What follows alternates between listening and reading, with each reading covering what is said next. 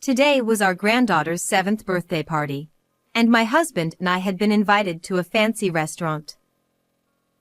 However, something seemed off with the waitress bringing the food. No, it wasn't just her behavior. Looking closely, it became apparent that only my husband and I weren't being served any food. Selena? What about our meals? As we wondered about this, our daughter-in-law, Selena, smirked and declared, "It's only for family, haha." Stunned and without understanding, we watched as the waitress left, looking uncomfortable. Lenny seemed just as bewildered. "Don't you get it?" With a sigh, she wore a defiant smile. In response, Selena's parents also smiled creepily, looking down on us. Why did they despise us so much? Both my husband and I were deeply hurt by this. It was so disappointing that there was no reason to stay any longer. Let's go home. Yes. I stood up, following my husband as we left the place. However, about an hour after we got home, a small guest appeared. Puzzled, I went outside to find our granddaughter, the birthday girl, standing there. My name is Stella Hale, a 55-year-old housewife. My husband, Stephen, and I have a good relationship and always go for a walk together every morning. Because of this, our neighbors often call us a loving couple. Sometimes, people ask us the secret to our happy marriage. Well, it's about always being grateful. He would answer cheerfully, and the neighbors would applaud. Standing beside him, I would feel proud and nod in agreement. We have one son named Lenny. Like his father, he has a gentle demeanor and is well regarded for his good nature.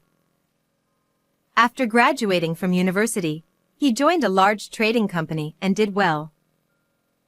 Things are going smoothly. I'm eating well, so don't worry. He would say with a laugh over the phone, and a few years later, he said he wanted to introduce someone to us. The person who appeared before us was a petite, charming woman. This is Selena. Nice to meet you, I'm Lenny's girlfriend. With her clear, bright eyes, she looked directly at us. Lenny had met her at a hobby group gathering. Selena smiled throughout the conversation, making a good impression. Believing they would do well together, my husband and I blessed the two of them. The couple got married, and the following year, a baby girl named Camilla was born. Watching our first grandchild grow was truly joyous, and after every video call, I couldn't wait for the next one. What should we get her for her next birthday? Her birthday. Didn't we just give her a gift recently? I just want to prepare in advance. I was excited, while Stephen seemed slightly exasperated. But Selena seemed unhappy again today. Indeed, she had worn a friendly smile when we first met. But since then, she always seemed to have a sour expression. I didn't recall doing anything wrong. While I understood she might dislike meeting her mother-in-law, her blatant attitude was disheartening. Moreover, she subtly looked down on my husband and me. Lenny worked at a prominent international trading company in the city and occasionally went on overseas business trips. In contrast, we lived in the countryside, growing our own food and leading a simple life, which might appear humble to outsiders. "Stella, you live such a shabby life," she had once said, looking down on us. But my husband and I never thought our lives were shabby. You might see it that way. I smiled, brushing it off. After all, everyone has different values. Lenny didn't know about this. I didn't want to speak ill of the person my son chose, and there was no need to reprimand her. When I brushed it off, Selena started looking down on us even more. I didn't understand what drove her to act this way, but it made me sad sometimes.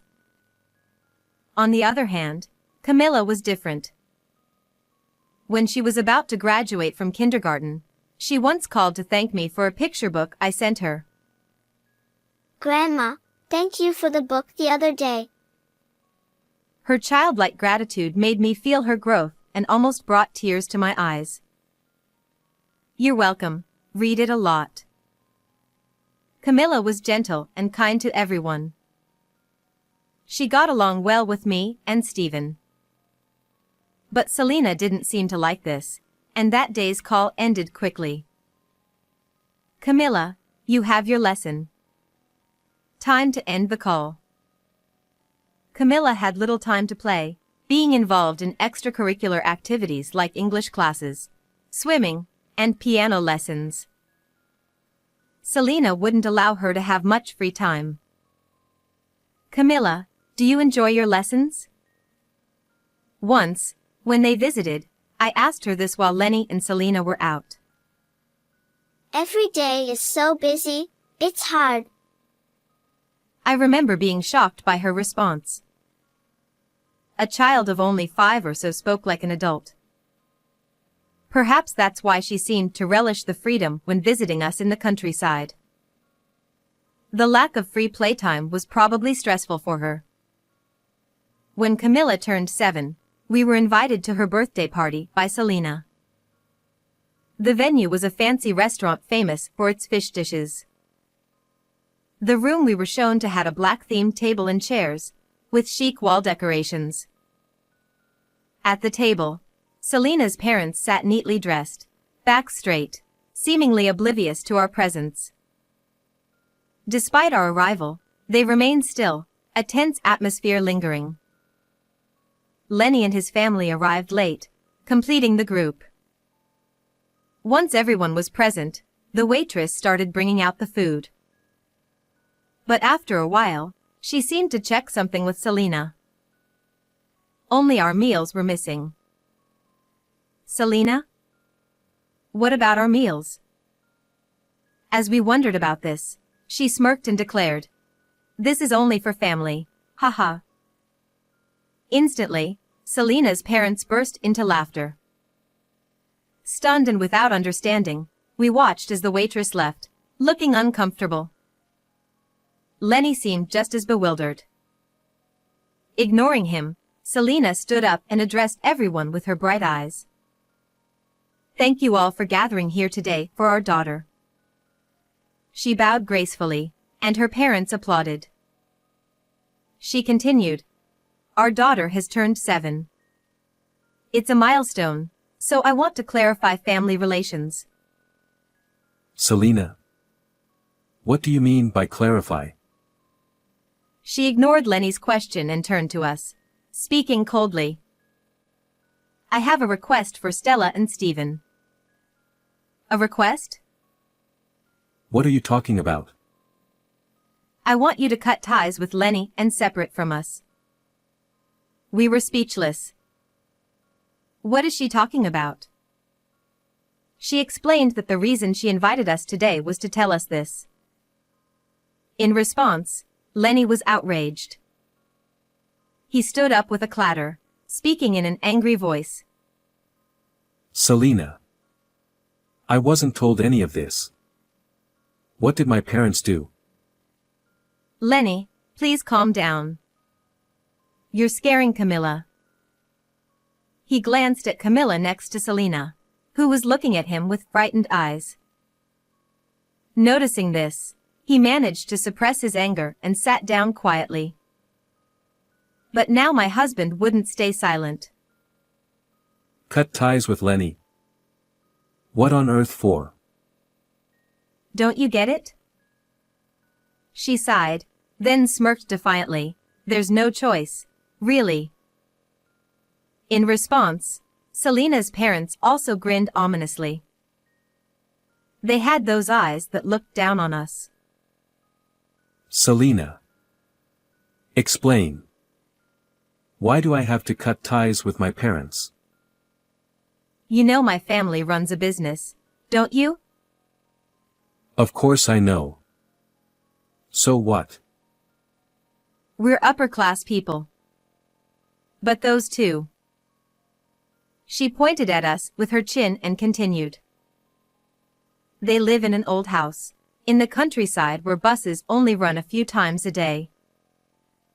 So what? That's why having poor relatives like them is embarrassing. I was left speechless. Stephen seemed to be the same, staring silently at Selina. Her tirade continued, detailing how unpleasant it was every time Lenny visited home. How miserable she felt spending time there. How walking down rural roads and dealing with the inconveniences of country life was unbearable. Complaints about frogs and insects followed. Finally, she brought up Camilla, lamenting the lack of a piano and an environment suitable for her lessons. She even claimed that living there would surely delay Camilla's development. Camilla seems fond of Stella and the others, but... She glanced at us briefly, then continued. Frankly, this is bad for Camilla's education. Her words, said with a frown, shocked Selina's parents, who exclaimed, "How could they?" They immediately started insisting Lenny cut ties with us. Neither Stephen nor I had any words to respond. We did live a rural life, but never expected such blatant rejection. Where we live is our choice. No one has the right to scorn us for it.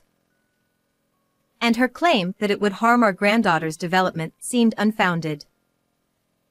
Memories of days spent with Camilla flashed through my mind. Whenever she visited, she played freely. Catching beetles with Stephen, and picking cucumbers from the garden, she always seemed happy. I don't know what face she makes at Selina's house, but at least with us, she seemed lively and carefree. Where did they get off looking down on us like that? Past anger, I felt utterly dismayed. Stephen shrugged, saying, "Good grief." He motioned to me, then stood up. Let's go. Yes. I stood up and followed him out. As we left, we heard the jubilant voices of Selina and her parents. Finally cut ties with the poor folks. Endured 7 years, they said. Poor folks. That word deeply hurt both Stephen and me. It was clear that was how they saw us all along, and it saddened me deeply. I wonder what Lenny will decide. Yes. Whether he'll really cut ties with us. If Lenny decided to cut ties with us, we would accept it. We discussed this on the way home. The only regret was not being able to see Camilla anymore.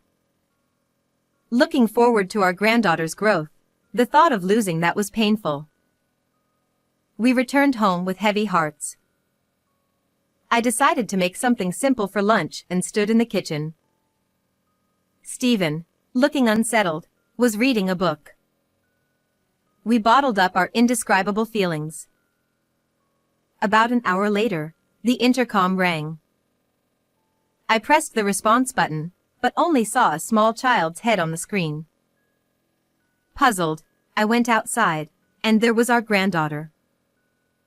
Camilla? She smiled broadly and hugged me. Grandma. I came with Daddy. Startled, I looked behind her to see Lenny standing there, looking unexpectedly refreshed. Mom, I'm sorry. I've decided to divorce Selina. What are you saying? I was surprised and somewhat shaken. We invited Lenny and Camilla inside to hear his story with Stephen. After you left, I was so furious I confronted them. As Selina and her parents celebrated cutting ties with us, Lenny yelled at them to stop insulting his parents. They looked at him as if he was speaking nonsense. He explained to them that his parents were not poor. In fact, we had assets worth billions, from real estate investments. We manage various properties, leasing them to individuals and businesses in need. Not just in this rural town, but also in the city and even distant regions.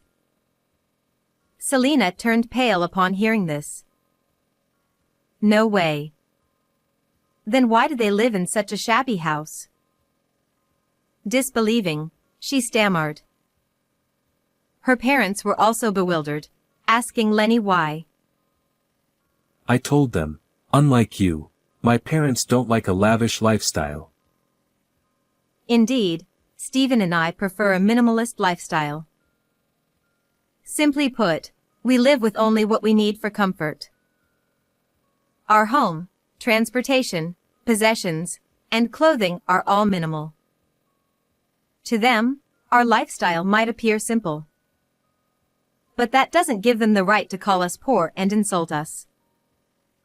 I told them I was disappointed in their behavior. So, you declared a divorce? Yes. I couldn't believe how they thought of you. But it didn't end there. Selena and her parents went into a frenzy, refusing the divorce. Why didn't you tell us sooner? I didn't think it was worth mentioning. We intended to manage on our own. What are you saying? Bring them back. You were the ones who wanted to cut ties. You're siding with them. You're my husband. Her parents kept complaining that this wasn't supposed to happen. Eventually, their faces were turning pale. I was horrified thinking about what they would have done if they knew earlier. What happened next? Then Camilla spoke up. Mom, stop, she said. He stroked Camilla's hair, recalling the moment. Her voice silenced everyone. Just turned 7, she watched her parents' ugly argument, tears in her eyes. Mom, why are you saying such terrible things? Grandma is kind. Camilla, it's for your sake. You always say it's for me, but you never actually see me. What? You're always selfish, Mom. When have I ever? I hate you, Mom. I want to be with Dad. She clung tightly to Lenny's leg, refusing to let go. Selena and her parents desperately tried to calm her down. But she only grew more resistant. I want to go back to Grandma's house. The commotion brought back the hostess. Seeing the child clinging to her father while Selena and her parents crowded around must have looked suspicious. It was almost a situation where the police might have been called. But Lenny, holding Camilla, quickly left the restaurant, saying, "My daughter isn't feeling well." What happened to Selena and her parents afterward, we don't know. On the way to this house, my granddaughter revealed an unexpected truth to her father. Her mom, Selena, was forcing her into lessons and planning to increase them even more. Both Stephen and I were shocked. Even for gifted education, that would be too much for Camilla's body to handle. With tears welling up in her eyes, she looked down and said nothing. She must have been suffering under Selena's educational policies. From that day, the two of them started living in this old house. As we gathered their clothes, bedding, and other necessities, several days had already passed. We thought we wouldn't see Selena and her family again, but unexpectedly, they suddenly visited. Everyone gathered in the living room, and I sensed something was off with Selena and her family's desperate expressions. There was none of the composure they had last time we met. "We're here to ask you to withdraw the divorce from Lenny." She began with this and started explaining their current situation. Their business was failing, and their finances were in dire straits. Yet, they were still spending money to maintain their affluent lifestyle. They had almost no savings. That's when they set their sights on Lenny's income. He worked for a foreign trading company and had a stable and high income. So, they intended to siphon off his earnings entirely. Siphon off is such a harsh term. We just wanted him to help with our household finances. What do you think of our son? He raised his voice in rare irritation. "Weren't you counting on my husband's earnings as well?" she said smugly, although it was completely off the mark. "Why would we rely on our son's income? Living in such a shabby house, it's not surprising to think that, is it?" She thought it was terribly wasteful. So you schemed to cut me off from my parents? That's crazy. Please don't say that. I'm reflecting on my actions now. Lenny firmly refused to retract the divorce. Their miscalculation was not knowing that we, his parents, also had significant assets, even more than Lenny. They seemed to want to reconcile with Lenny to get their hands on our inheritance. My husband and I exchanged surprised glances at their obvious motive. To them, it might be just money, but it's our precious savings. It's for our retirement and to be passed on to Lenny and Camila's future. The thought of it being squandered made me increasingly angry. "I'm sorry, but we have no intention of giving you our inheritance." "What?" "Also, regarding Lenny's divorce, neither my husband nor I intend to interfere. It's a matter between the two of you." We told them to discuss it thoroughly and tried to send them away, but Selena and her parents started yelling. They called me a terrible mother-in-law, so I had no choice but to take a firm stance.